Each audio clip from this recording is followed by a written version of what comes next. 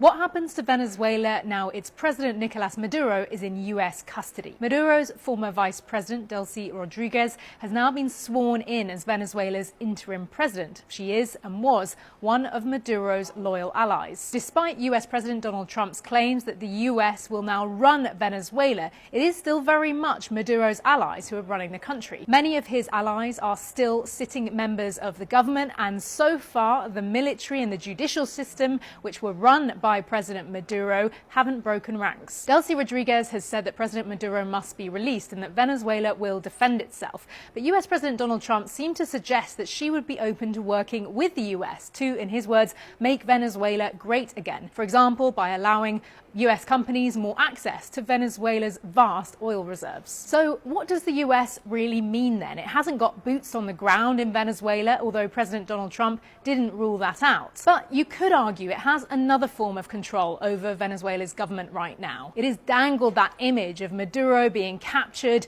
and sent to detention in the US, blindfolded, with his hands tied. That image will be looming large over Maduro's allies who remain in government. They will be acutely aware that if they don't do as the US wants them to, they could well face the same fate. So, on paper, they remain in power. The question is, will they feel they can say no to what the US wants?